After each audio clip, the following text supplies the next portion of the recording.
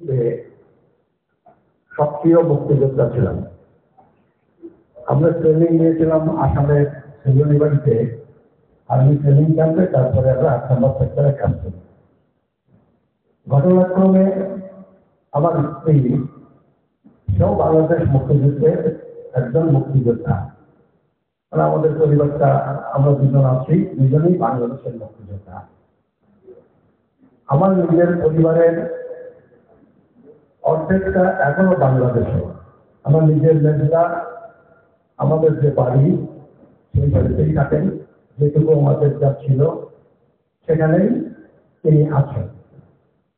আমাদের বংশের লোক, গ্রামের লোক, অঞ্চলের লোক, বন্ধু বান্ধব বেশিটাই এখনো বাংলাদেশে।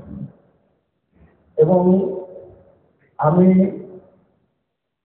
প্রতি বছর 2-3 বার করে যাই, তাদের সঙ্গে যোগাযোগ আছে, তাদের টেলিফোন নাম্বার আছে।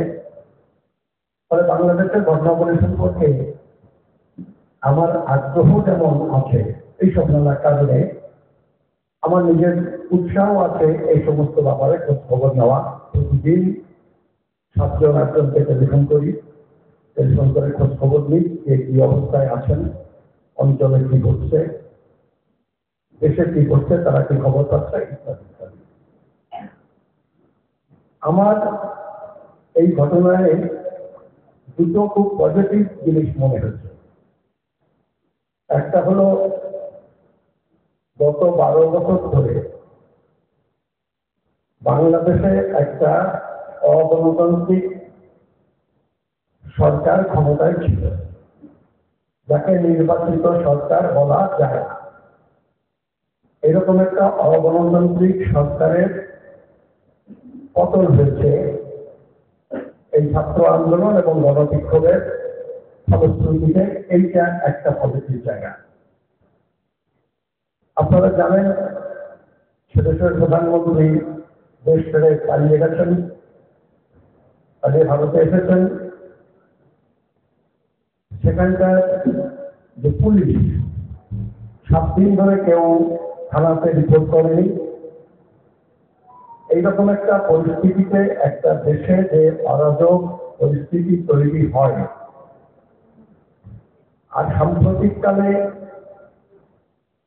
আমাদের এই যে ভারত, বাংলাদেশ, পাকিস্তান, এই সমস্ত জায়গাতে বিভিন্ন সাম্প্রদায়িক রাজনৈতিক শক্তির উত্থান এবং তার জন্য বিভিন্ন সম্প্রদায়ের মধ্যে ভুল বোঝাবুঝি টানাপোড়েন ইচ্ছাকৃতভাবে তৈরি করা হচ্ছে।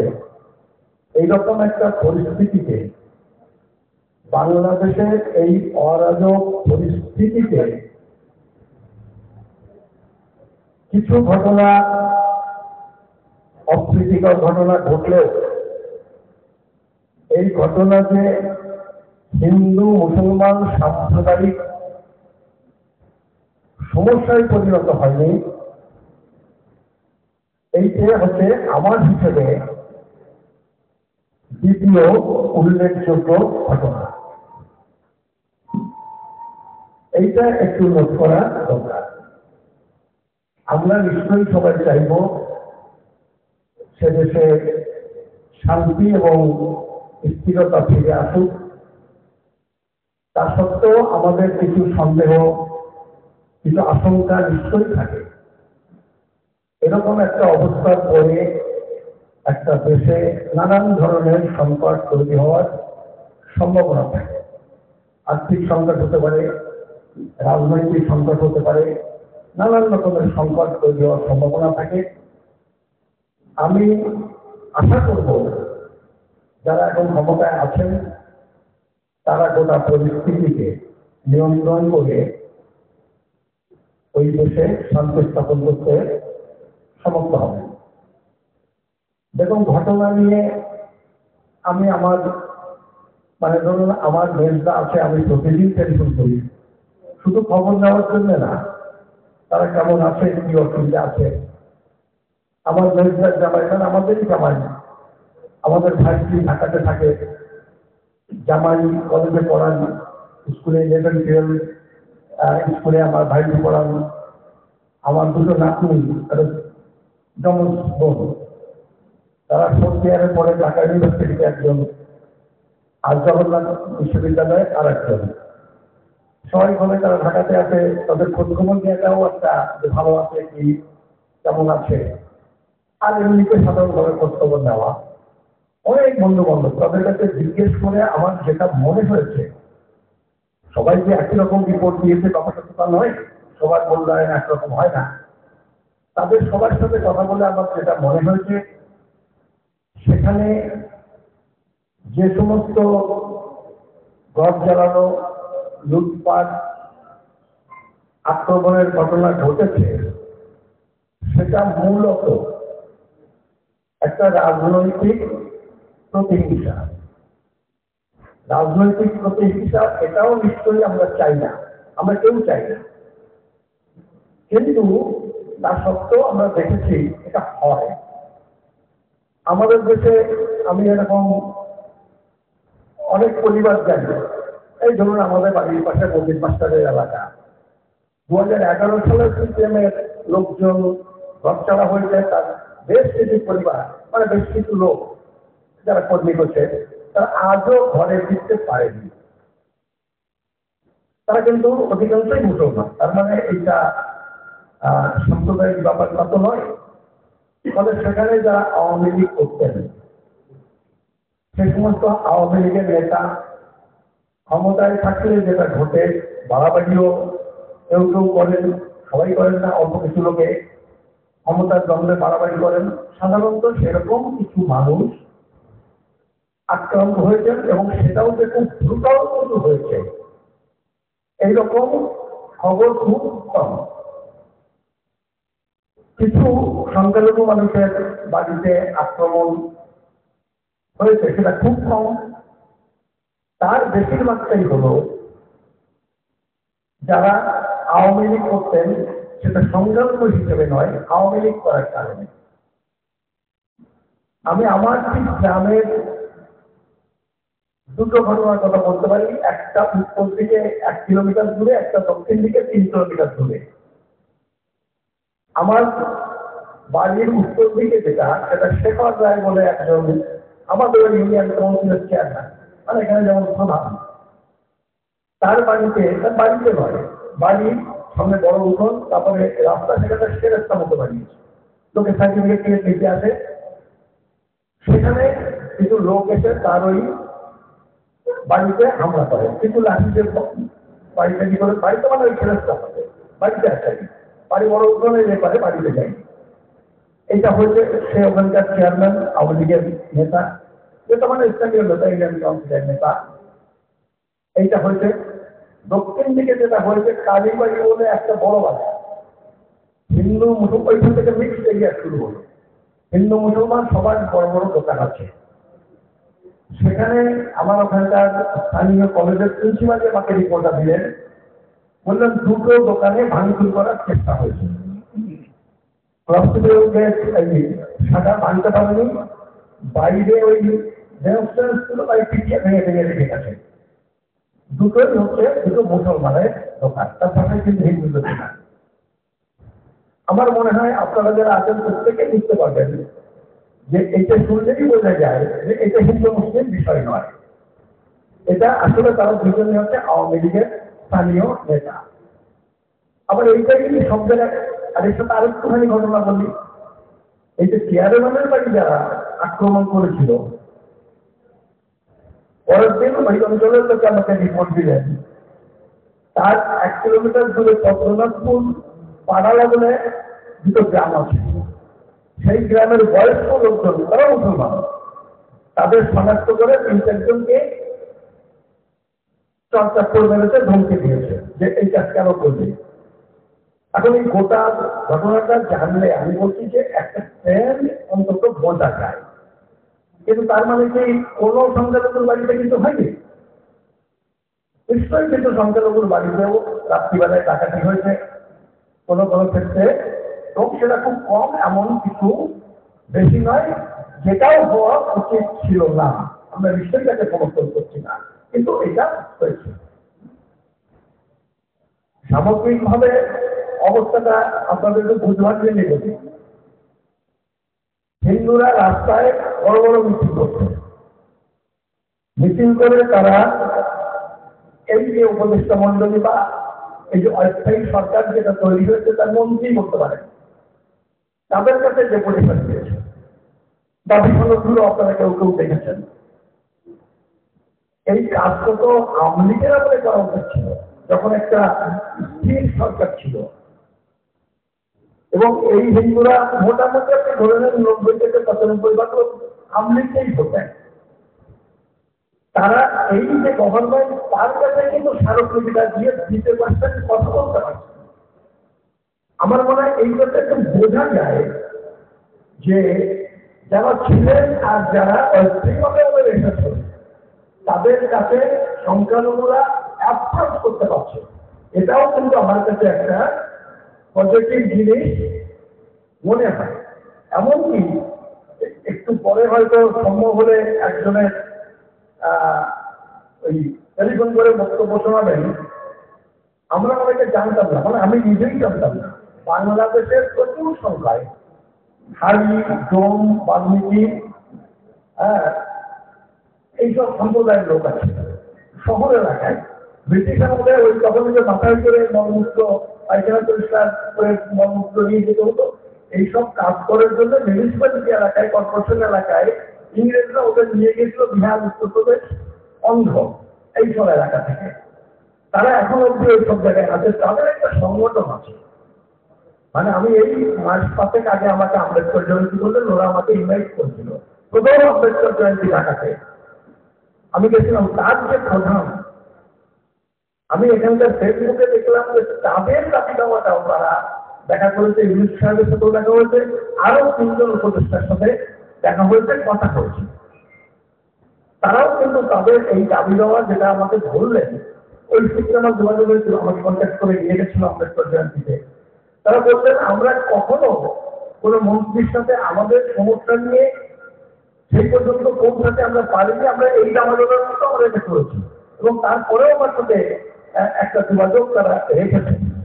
ফলে আমি বলছি এগুলো অন্তত এখনো পর্যন্ত একটা একটা পজিটিভ জায়গা। আর আমি এখানকার ওই যে সমস্ত ভিডিওগুলো সম্পর্কে আপনারা ওরাও করছেন, আমরাও জানি যে সমস্ত ভিডিওগুলোতে এই যে বিভিন্ন রকম আক্রমণ, আগুন লাগানো ইত্যাদি ইত্যাদি যেগুলো এর অধিকাংশই কিন্তু হলো, মানে অধিকাংশটাই ফেক। এবং এই যে ফেক যা তার বেশি ব্যাখ্যা হচ্ছে কিন্তু ভারত থেকেই পোস্ট করা হচ্ছে, বাংলাদেশে লোকজন করেছে কম। এইটা একটা অবস্থা। নতুন যেটা ভাবার বিষয় সেটা হলো হিন্দুরা মিছিল করেছে, সেই মিছিলের স্লোগান কিন্তু জয় শ্রীরাম। সংগঠন হচ্ছে হিন্দু জাগরণ মঞ্চ। আমি গত 27 বছর ধরে, মানে আমি আমার অভিজ্ঞতার কথা বলি, আমি গ্রামে যখন যাই, ওই 4-5টা গ্রামে আমার বন্ধু বান্ধব পরিচিত লোকজন যে সুকৃতি এসছে, অনেকে দেখা করতে আসে, কথা বলতে আসে। 4-5 বছর হলো এটা কমতে কমতে এখন প্রায় 0। এখন ফেসবুকে লিখছে, দেখলে যেটা মনে করবে আমি গেলে আমার ওখানে পিছিয়ে হাড়গোড় ভেঙে যাবে। এই পরিবর্তনটা গত 5-7 বছর ধরে শুরু হয়েছে। মানে আরএসএস এবং অন্যান্য তাদের যে হিন্দু উগ্র হিন্দুত্ববাদীদের সংগঠন, তারা এই কাজটা 5-7 বছর ধরে করেছে, এবং সেইটা এই অর্গানাইজ করে তারা কিন্তু এই লোকজনকে নামিয়েছে, এবং এটা মতবাদের মধ্যেও তাদের অনুপ্রবেশ হয়েছে। ওখানকার মতবাদের মধ্যে অনুপ্রবেশ হওয়ার কারণটা হচ্ছে এখানকার মতোয়ারা আজকে মন্ত্রী হয়েছে কেন্দ্রে, এর প্রভাবটা মতবাদের মতো পড়েছে। ফলে এই যে জায়গাটা, এইটা আমরা, আপনারা যারা এসছেন সবাই হয়তো খুশি নাও হতে পারেন। আমরা তো ভারতে আছি, আমরা তো ধর্মের সাথে রাজনীতিকে মেলানোর পক্ষে নই। ধর্মের সাথে রাজনীতিকে মেলানোর পক্ষে আমি নই, এবং তাতে হয়তো এখানে আপনারা সবাই বলবেন ঠিক। আবার আমি যদি বাংলাদেশের কথা বলি, যে বাংলাদেশেও কিছু ধর্মীয় সংগঠন তারা রাজনীতিটাকে ধর্মের সাথে মেলাতে চাইছে। আমরা এখানে বিরোধিতা করলে বাংলাদেশের ক্ষেত্রে তো আমরা এই ডাবল স্ট্যান্ডার্ড দুই জায়গায় দুই রকম বলতে পারি না। এইটা কিন্তু বাংলাদেশে আগে ছিল মেজরিটি যারা, তাদের মধ্যে কিছু ধর্মীয় মৌলবাদী ফ্যানাটিক লোকজন কিছু কাজকর্ম করতেন। আমি বলছিলাম তাদের সংগঠন তাদের এইসব নির্দেশ দিত। এবার থেকে হিন্দু মৌলবাদেরও মোকাবেলা করতে হবে বাংলাদেশ সরকারের। এইটা বাংলাদেশ সরকার আমার ধারণা এই হিন্দুদের মধ্যে ধর্মীয় মৌলবাদ বিপদটা যে কি, এইটা অত ভালো তারা বোঝেন না, তাদেরও এটা বুঝতে হবে। আর ধরুন আমরা এখানে যারা আছি, যেটা বললেন শালম ভাই, আমরা এই দেশের নাগরিক, আমরা এখানকার হিন্দু মুসলমান বৌদ্ধ খ্রিস্টান, আমরা এই দেশের সবাই সমনাগরিক। আমাদের কোনো সময় বাইরের দেশে প্রতিবেশী দেশে যাই লোক নিশ্চয়ই আমরা তা নিয়ে আমাদের দুশ্চিন্তা থাকবে, কারণ আমাদের এখনো এই সমস্ত কানেকশন গুলো আছে, মানুষ হিসেবেও থাকে। তা সত্ত্বেও আমরা যেন কখনো প্রভাবিত না হই এই সমস্ত ঘটনায়, কারণ আমরা এখানকার সমনাগরিক। আমার দেশের শান্তি শৃঙ্খলা সহাবস্থান ধর্মীয় সম্প্রীতি সাম্প্রদায়িক সম্প্রীতি রক্ষার দায়িত্ব আমাদের সবার। ফলে আমরা আশা করব বাংলাদেশে যে সমস্ত ঘটনা ঘটেছে, সেটা সংখ্যাগুরুর উপর হোক বা সংখ্যালঘুর উপর হোক, কিছু ঘটনা তো নিশ্চয়ই ঘটেছে, সেগুলো এই সরকার যেগুলো অন্যায় হয়েছে, যেগুলো আমাদের দেশের আইনে হওয়া উচিত নয়, সেগুলো আইনের আওতায় এনে সেগুলো সুষ্ঠু বিচার করবেন, মীমাংসা করবেন। আর আমরা এখানে তার দ্বারা কোনো ক্রমেই প্রভাবিত হব না। বাংলাদেশের ইতিহাসটা একটুখানি এক কথায় আপনাদের একটু বলেই, বাংলাদেশে শেখ মুজিবুর রহমানের সময় থেকেই কিন্তু এই যে একটা কি বলবো একনায়কতান্ত্রিক বা স্বৈরতান্ত্রিক যে মনোভাব, এটা কিন্তু একেবারে শুরু থেকেই মুজিবুর রহমানের সময় থেকেই শুরু হয়েছিল। আপনারা অনেকে জানেন বা অনেকে জানেন না, ৭৩, ৭৪, ৭৫ সালেই কিন্তু সেখানে রাজনৈতিক বিরোধীদের দমন করবার জন্য একটা প্রক্রিয়া শুরু হয়। বিভিন্ন বিরোধী দলকে নিষিদ্ধ ঘোষণা করা হয়। একটা স্পেশাল বাহিনী তৈরি হয়েছিল, যার নাম হলো রক্ষী বাহিনী নাম দিয়ে, ওই মুজিবুর রহমান বলতেন লাল ঘোড়া দাবড়াবো। তাই দিয়ে এই যে ঘুম খুনের যে কথা আমরা শুনছি হাসিনার সময়, এইটা কিন্তু ওই সময়ই শুরু হয়। ব্যাপক হারে অতটা বলে এখন হয়নি।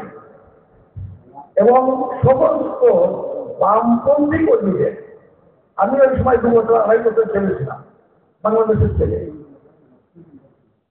সমস্ত বামপন্থী নেতা কর্মীদের দিয়ে জেলখানা ভর্তি ছিল।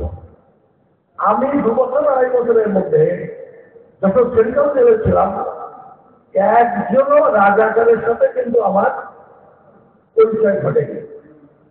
একটা দেশের বামপন্থী লোকজন একটা নতুন দেশ করতে হবে, একটা অসাম্প্রদায়িক চেতনার উন্মেষ ঘটাতে হবে, একটা ধর্মনিরপেক্ষ দেশ সংগঠিত করতে হবে। বামপন্থীদের জেলের মধ্যে ঢুকিয়ে, বামপন্থীরা ছাড়া আর কেউ এই কাজে সরকারের শব্দ সমর্থক আর থাকে, তারা তো সবসময় সরকারের কাছে দাঁড়াবে। পঞ্চায়েত দল হিসেবে পার্টি হিসেবে থাকতে পারে, কিন্তু মৌলিকভাবে তো তারা সবসময় পারে থাকে কথা। একটা সরকার যদি তাদের সবাই জেলে ধরতে দেয়, এবং তারই ফলাফল হয়েছিল, ফলাফল মানে একটাই না, শুধু ওইটা না, আরো অনেক কারণ ছিল। ওই যে শেখ মুজিবুর রহমান যে নৃশংস ভাবে খুন হলেন, আমি নিশ্চিতভাবে এই খুনের পক্ষে নই, আমি বিরোধিতা করি, নিন্দা করি, কিন্তু তার একটা বড় কারণ কিন্তু একটা ছিল।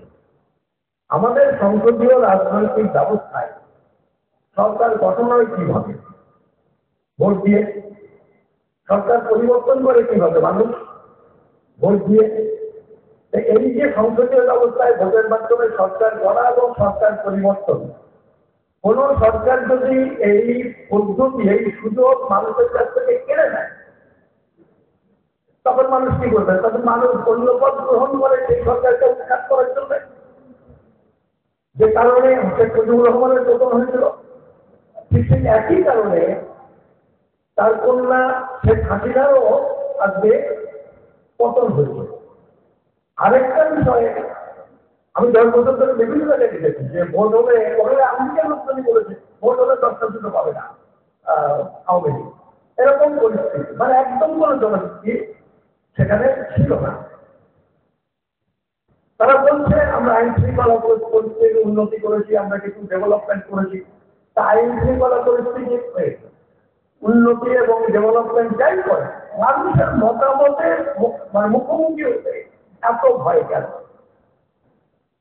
ফলে এই বিষয়গুলো আজকে যখন এই সমস্ত ঘটনা ঘটেছে, এই বিষয়গুলো আমাদের ভাবতে হবে এবং আমরা আশা করব বাংলাদেশে খুব তাড়াতাড়ি শান্তি ফিরে আসবে। এই সমস্ত নৈরাজ্য যেটা হয়েছে খুব অল্প দিনে, দিন দশেকের একটা ঘটনা, সেটাকে কন্ট্রোল করবেন। এই কথাগুলো বলে আপনাদের সবাইকে আমার নমস্কার জানিয়ে আমার বক্তব্য শেষ করছি। ধন্যবাদ।